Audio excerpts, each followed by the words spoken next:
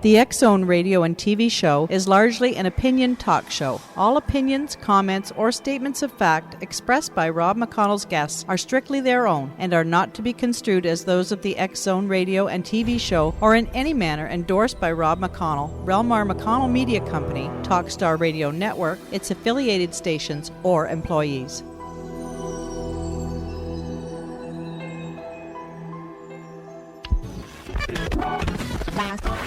All Hit Radio.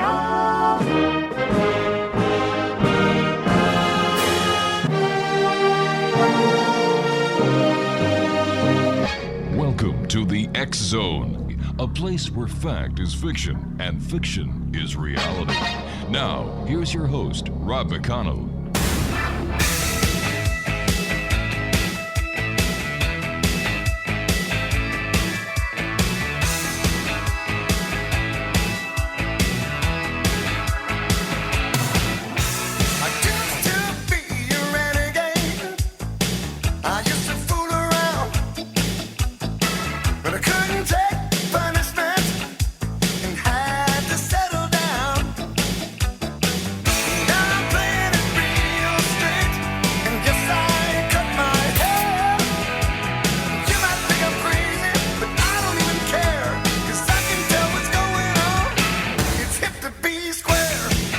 And welcome back, everyone. This is the X-Zone coming to you from our studios in Hamilton, Ontario, Canada. My name is Rob McConnell, and this hour my guest is a gentleman we've had the pleasure of having on the X-Zone a number of times. His name is Gary VAL TENUTA. He is a freelance writer and book cover designer living with his big black cat named Bear in a cozy condo in the Pacific Northeast. His illustrations and articles dealing with the UFO phenomenon and other subjects in the paranormal realm have been published in Fate magazine in the U.S., Beyond magazine in the U.K., and elsewhere. The Kindle edition of his debut book, The Ezekiel Code, has been a bestseller in the categories of occult, religious fiction for over 57 weeks now, and it's also available in paperback. Two websites for you tonight, X-Zone Nation, for Gary, www.ezekielcode.com and www.secretof9.com. Joining me now from somewhere in the Pacific Northwest with a big cat named Bear is Gary VAL TENUTA. Gary, welcome back to the X-Zone. Hi, Rob. Glad to be here. Super having you with us, Gary. For the listeners who may be listening to you for the first time with many affiliates that we've picked up lately, what is the Ezekiel Code? The Ezekiel Code is a novel, first off. It's kind of a blend of fact and fiction. Many years ago, I was reading the book of Ezekiel in the Bible, and it occurred to me that Ezekiel's really detailed descriptions of this object that came out of the sky and with which he interacted seemed awfully familiar. It was like someone whose idea of technology was not much more than a donkey pulling a cart, and he was trying to describe what appeared to me to be some sort of a mechanical craft, a piece of high technology with which he interacted with the people that were, or the beings inside this thing. Of course, he called it an angel of God. He explained he was a priest, and he described it in religious terms. Many years later, this was sometime in the early 90s, I think it was, mid-90s, something like that, I was having a discussion with someone about UFOs, and this idea came back to me, and I thought, well, it would be a great idea for a Spielberg movie or something. And then I thought, well, why don't I write a novel? So then, as I thought more about it, the whole 2012 thing was, of course, on my mind. It was starting to get out in the news and around the internet. And at the same time, also, I was pretty well into my exploration of the possibility that the English alphabet, or it's not really English alphabet. It's derived from the Latin, but the alphabet that we use was somehow encoded to correspond with the numbers 1 through 9. And so I blended all of that together into a novel centering around the idea of the coming of 2012, and the protagonists in the story stumble upon a code which I derived from my work with the alphanumerics and the English gematria, and this leads them. It's like a lot of little clues that they have to follow to find an ancient artifact of really profound importance for our future. And that's basically the gist of the novel. All right, Gary, you and I have to take a 2-minute commercial break. We'll be right back. Exonation, Gary VAL TENUTA is our special guest. www.ezekielcode.com and www.secretof9.com. Gary and I will be back on the other side of this 2-minute commercial break as we continue with yours truly, Rob McConnell, from our studios of the X Zone in Hamilton, Ontario, Canada. Don't go away.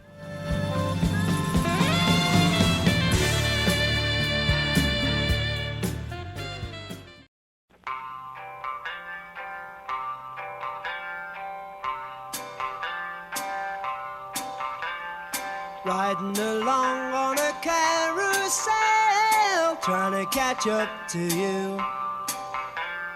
Riding along on a carousel, will I catch up to you? Horses chasing, 'cause they're racing, so near, so far.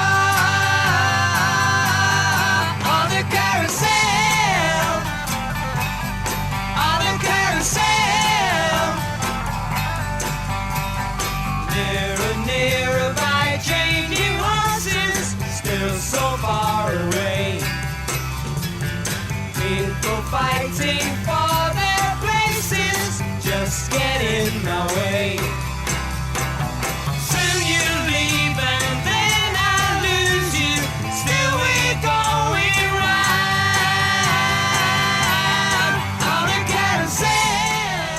And Gary VAL TENUTA is my special guest this hour. Exonation, 2 websites, www.ezekielcode.com and www.secretof9.com.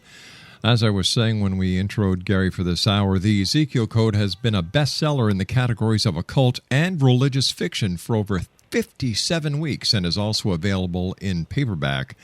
Once again, www.ezekielcode.com and www.secretof9.com. Gary, when it comes to the Ezekiel Code, where is December 21st, 2012? Now, is it something that is going to be doom and gloom like there are those who believe it is, and then the other half of the population really believes it's going to be the start of a new age, the dawning of a new awareness? Where does the Ezekiel Code put December 21st, 2012? Right. Well, I decided to go with the second option that you mentioned there. But the deal with the story is that December 21st, 2012, end of the Mayan calendar, is portrayed as the beginning of a sort of a window, an opening into an opportunity for the next step in the evolution of human consciousness and toward a totally global, enlightened society. But of course, in the story, there always has to be a protagonist, and the Illuminati have a conspiracy going, and they're always hiding in the shadows, following my guys around with an entirely different agenda.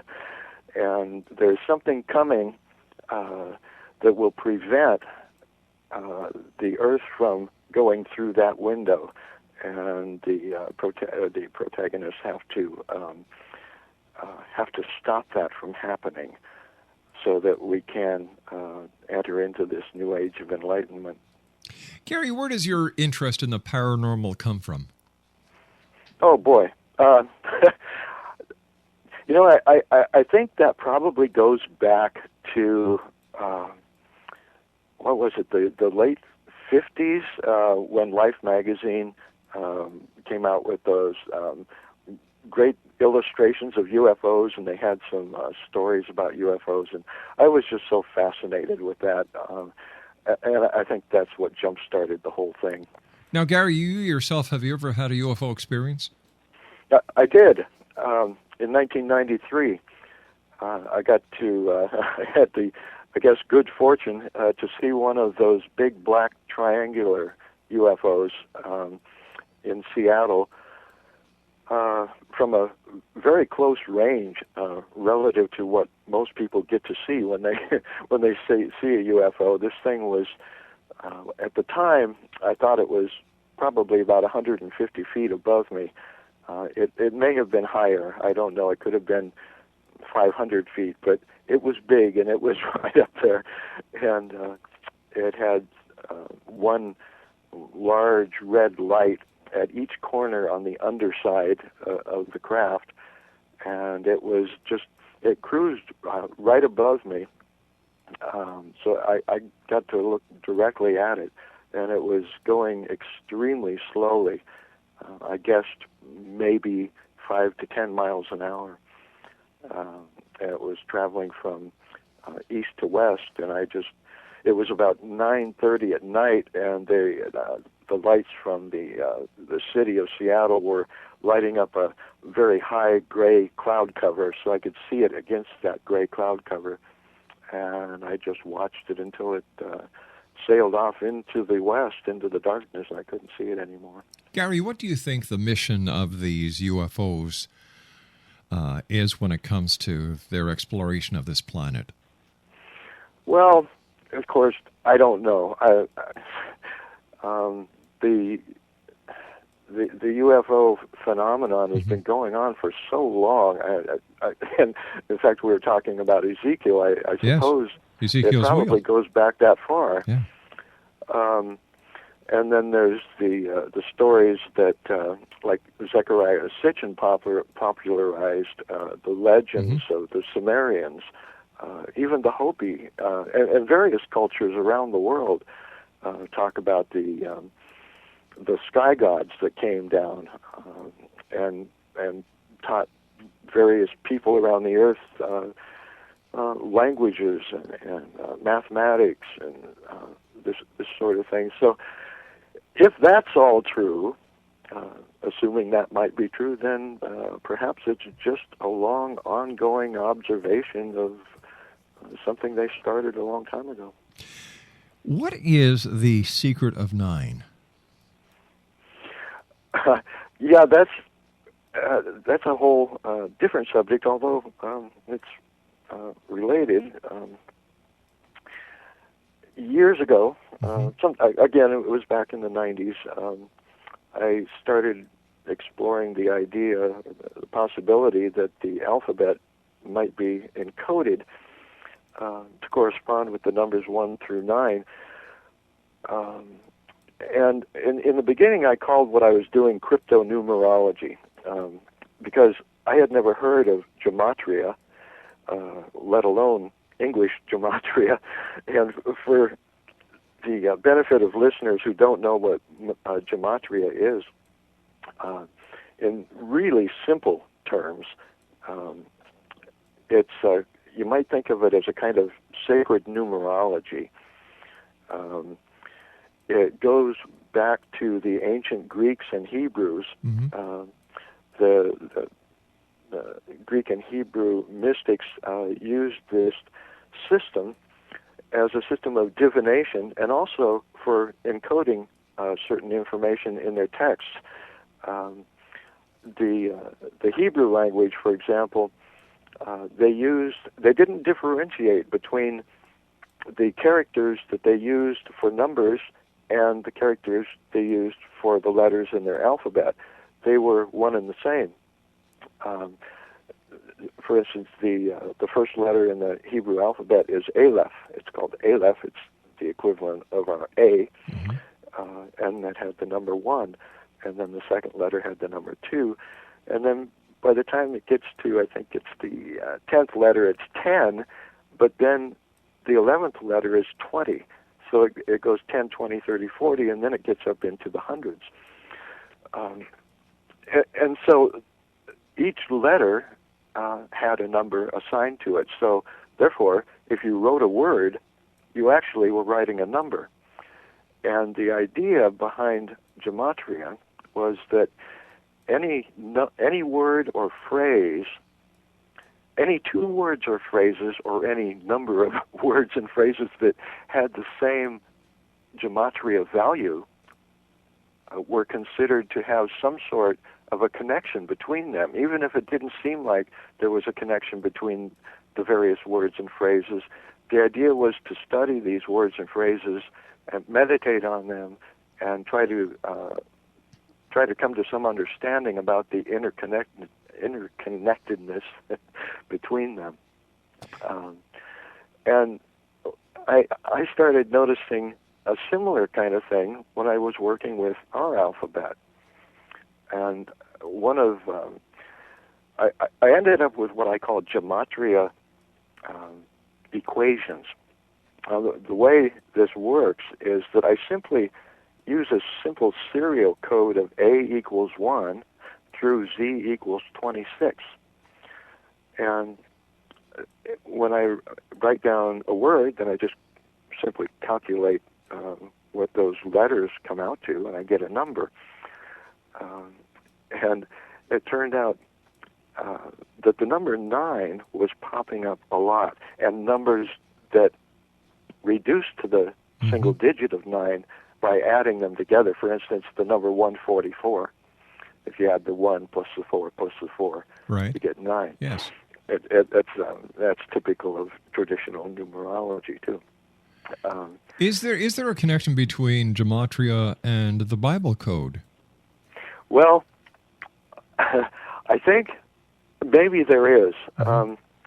When I started thinking about, what happened was I eventually amassed an awful lot of data with this English gematria, stuff that was the synchronicity between some of the words and phrases and the matching numbers was just stunning. Wow. And I had to wonder, how could this happen? Why should it happen?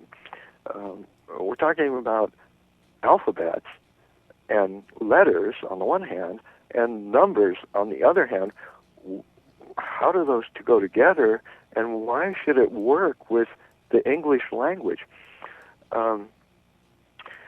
And I thought, well, maybe, there's this whole idea that we're living in a simulated reality. Yes. Like the Matrix. Yep. And so if we can assume that to be the case, then perhaps this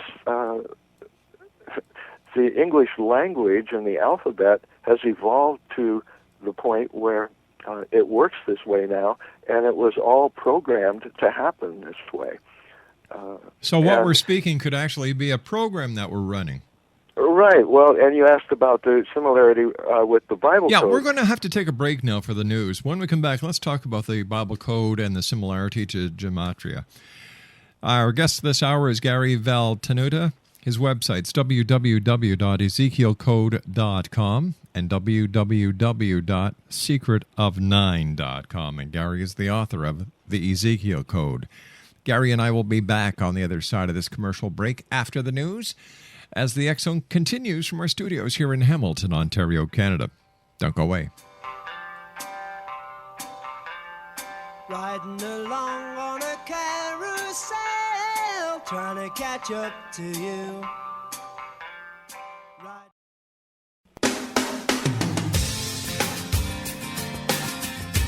You're listening to the X Zone Radio Show, live and around the world on the Talkstar Radio Network. X-Zone Broadcast Network, UK High Definition Radio, Euro High Definition Radio, and Star Cable. Our toll-free telephone number worldwide is 1-800-610-7035. Our email address, xzone@xzoneradiotv.com. On MSN Messenger, xzoneradiotv@hotmail.com, and our website, www.xzoneradiotv.com. Love was glass that broke apart. Give me faith.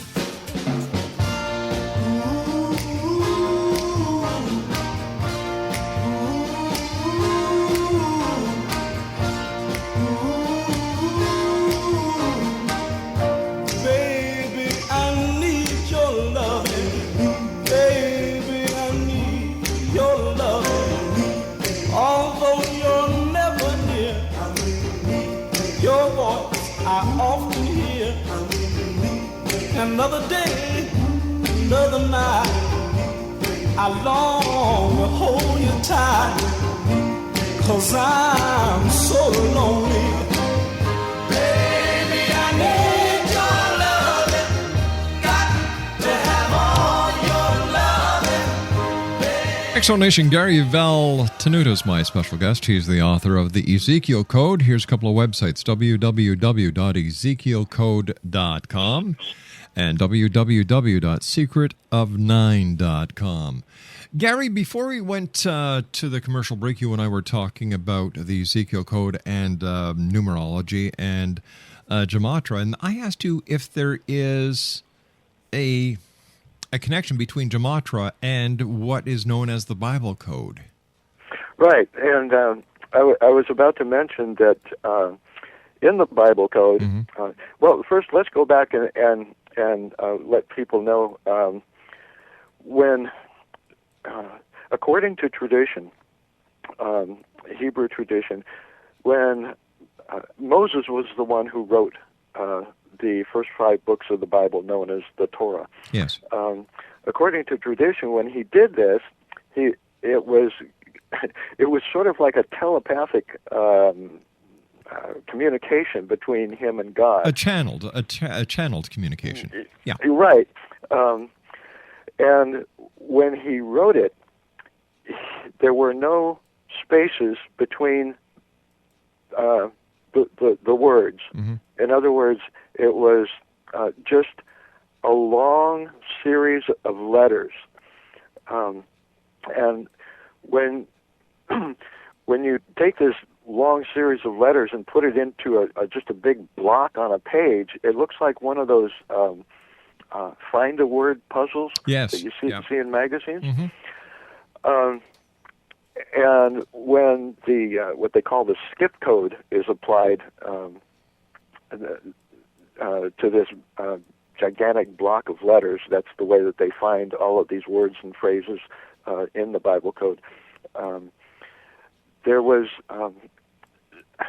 what happens is that you'll have a phrase horizontally, and you'll have another phrase vertically, either really close together or literally crisscrossing each other.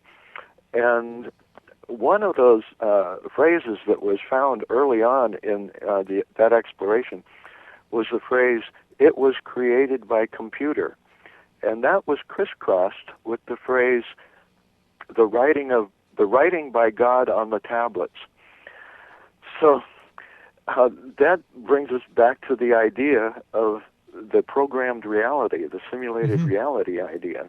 So there's a connection there between this gematria and the Bible Code.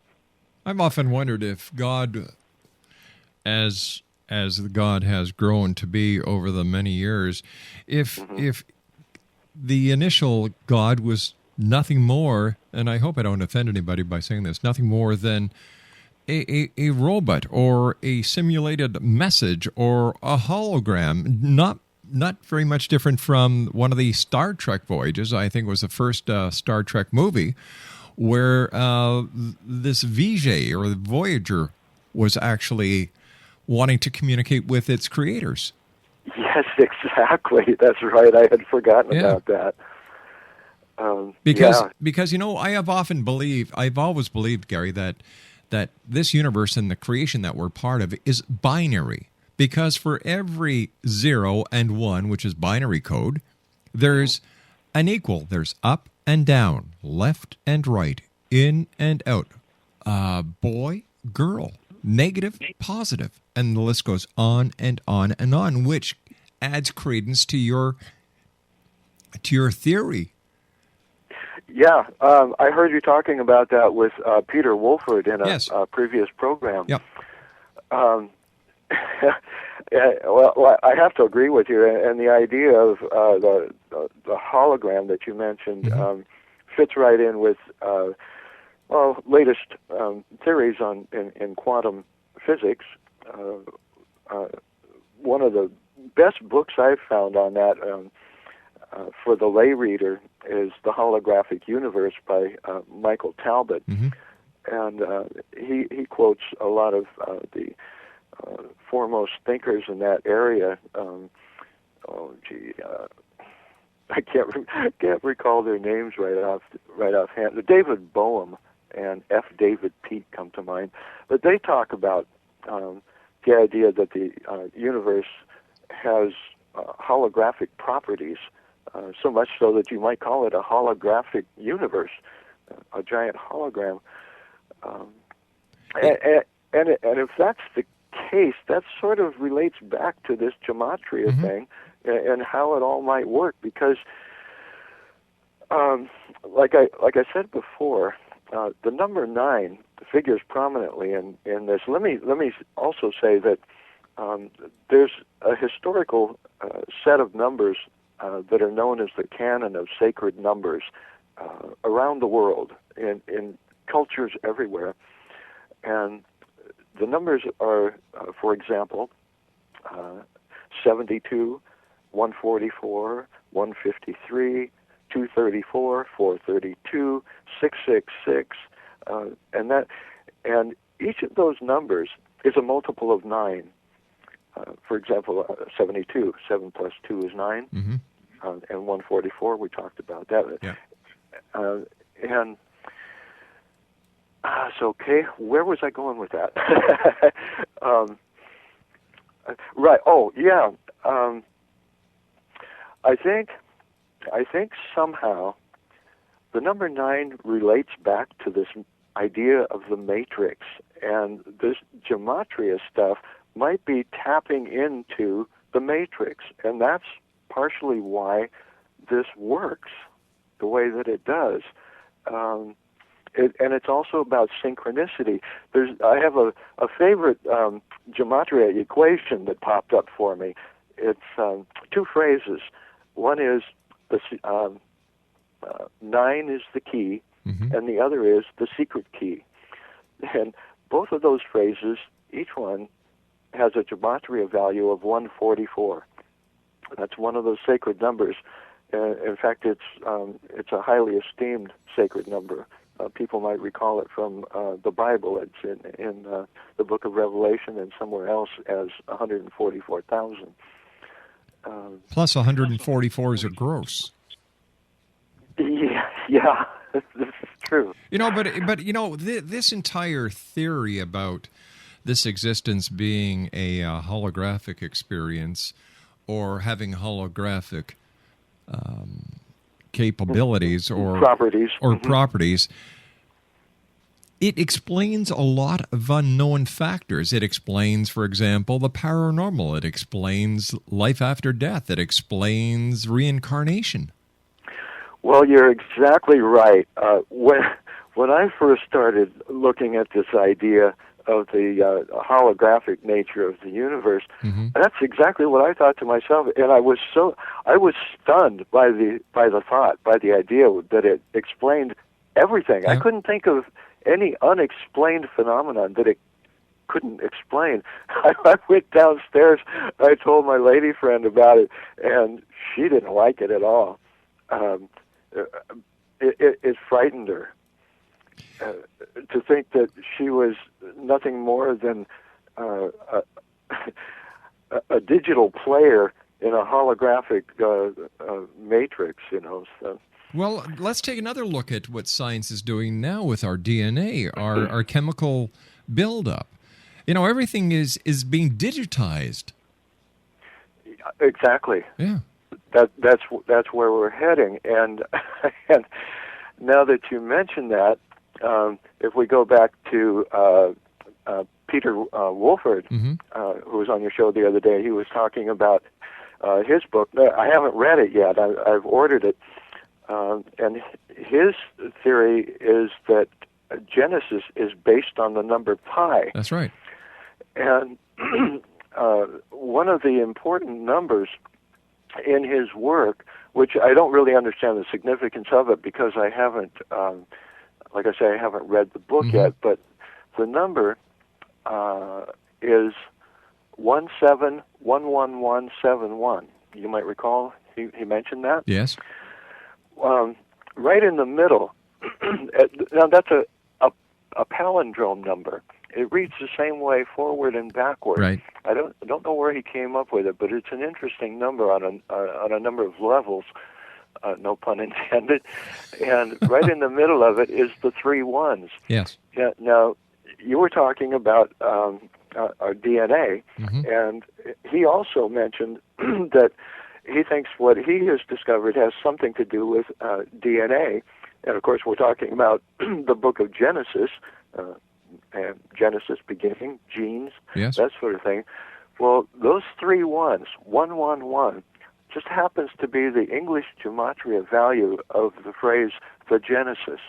It also happens to be the value of the phrase male DNA plus female DNA. Now, that's just one of those synchronicities that keeps coming up in this work.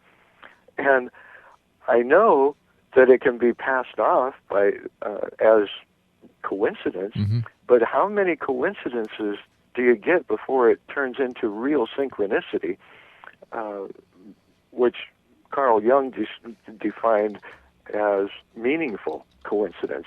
In other words, it's something more. You're tapping into something archetypal that exists out there in some way. It's sort of like tapping into the blueprint that underlies the whole reality that we exist in. It's either that or minds or something is clicking on inside each and every one of us. And we're all starting to come to the table with our jigsaw puzzle piece in our pockets, and we're working together to put the jigsaw puzzle together. Exactly. That's what's happening. And thank God for the Internet, because now I'm in touch with Peter Wolford, and other people have found my work. Yeah. I've found other people's work, and it is it's really building into something really interesting. But like an archaeologist who discovers a bone in the desert, he might not know what that bone connects to, and he finds another bone. He still doesn't know what the whole picture is, but he keeps digging, and eventually he gets the whole creature together, and he knows what he's doing. So. Right. That is so true. That is so true. So that's sort of where we're at. So where do you see the gematria going in the days, the weeks, the months, and the years to come? What's your gut feeling tell you about the great finds that are going to be right in front of you? I think it will come down to the idea of the totally interconnected universe. The interconnectedness between absolutely everything. I think that's, if that makes any sense, I think that's somehow is what is at the end of this road. And again, so then what we're talking about basically is a hologram. Because every little piece of a hologram contains all of the elements of the whole thing. And it's very, very, very interesting. What do members of the scientific community and other disciplines, established disciplines, academia, say about your theory?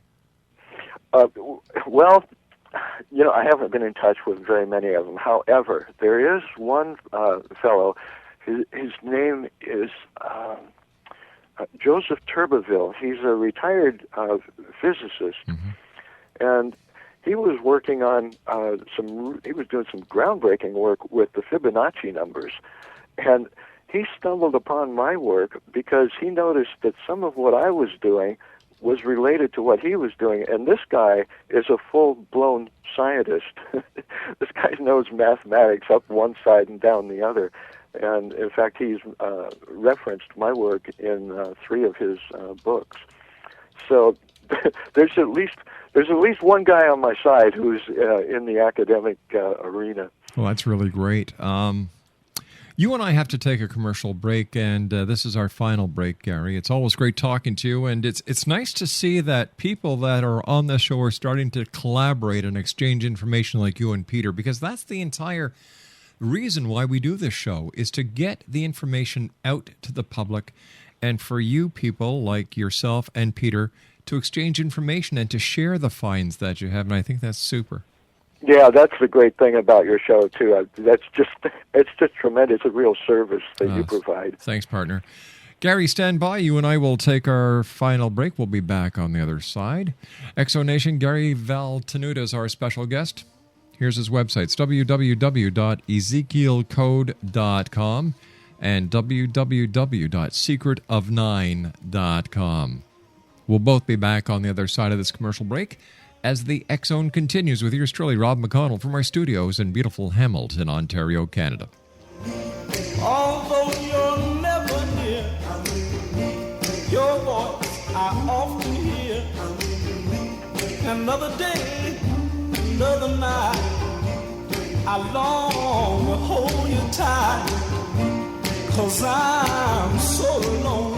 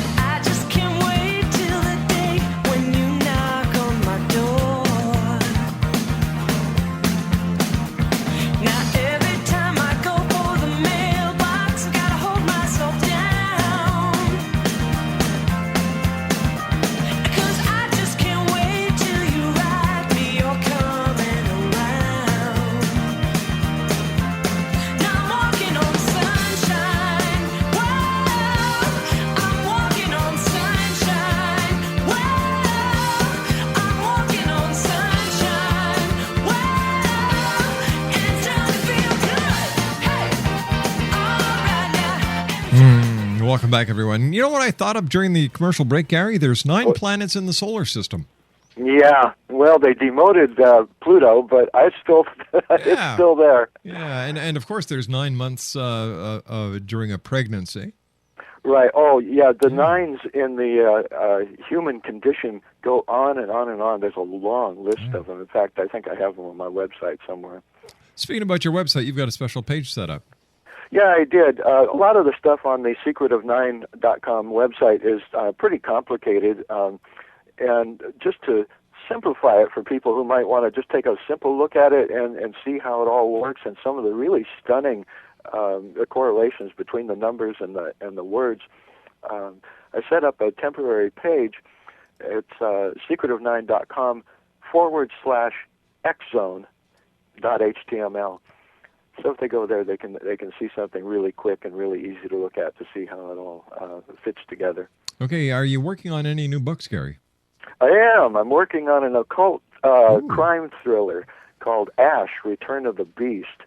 And there's a story about how Aleister Crowley's ashes vanished. And that's been a mystery all these years. And I've taken that idea and I've worked it into a novel, which will be out sometime later this year. Well, I hate to spoil your plot, but actually they have found Aleister Crowley's ashes. They were stolen by Jimmy Hoffa, and he has them, and apparently wherever Jimmy is, so are the ashes. Well, I'll have to somehow work that into the plot of the novel. Where can people get a copy of the Ezekiel Code, Gary? Amazon.com. If they go to my website, EzekielCode.com, they can see a lot more information and 3 different video trailers, including one that's the entire prologue of the novel. Wow. And there's buttons there that'll take you directly to the sale page on Amazon. Yeah, you know, the Internet's the only place where people can push other people's buttons and they don't get upset. That was a good one, Rob. I might use that. Go right ahead. Okay. Hey, Gary, I want to thank you so much for joining us. It's always a great pleasure talking to you. Once again, it's always fun talking to you, Rob. I really appreciate it. My pleasure. Once again, quickly, give our listeners your websites and where they can get your book and the title. Okay. The Ezekiel Code is EzekielCode.com. The Gematria work is secretofnine.com. And the book can be obtained both in Kindle and paperback from Amazon.com. Gary, thanks very much for joining us. Always a great pleasure talking to you, and I look forward to the next time you're here with us in the X-Zone. In fact, what I'll try and do is get you and Peter Wolford on at the same time. Oh, boy, that'll be a good one. You bet. Take care of yourself, Gary. Thank you. Bye-bye. Now, once again, X-Zone Nation, Gary VAL TENUTA was my guest of this hour. www.ezekielcode.com. He's the author of The Ezekiel Code, available at Amazon.com, and www.secretofnine.com. I'll be back on the other side of this commercial break with the news as we continue from our studios in Hamilton, Ontario, Canada. Oh my gosh, so many wonderful things happening. We'll be back after the news. X-Zone Nation, whatever you do, do not go away.